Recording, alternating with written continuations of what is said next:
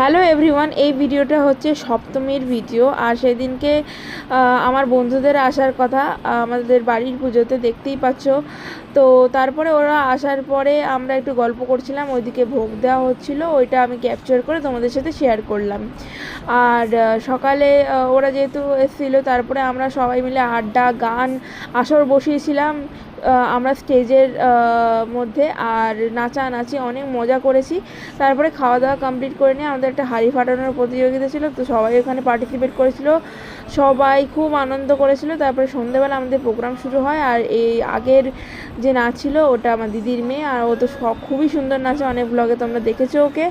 আর তারপরে এখানে নৃত্যনাট্য টাইপের একটা কনসেপ্ট ওরা তৈরি করেছিল, যেটা খুবই সুন্দরভাবে সাজিয়েছিল আর খুব সুন্দর হয়েছিল আমাদের প্রোগ্রামটা। সত্যি কথা বলছি, এবারে আমাদের 10 বছর পূর্ণ হলো, অনেক অনেক স্পেশাল জিনিস হয়েছে। যাই হোক, তারপরে আমরা খুব টায়ার্ড ছিলাম, ঘুমিয়ে পড়েছিলাম।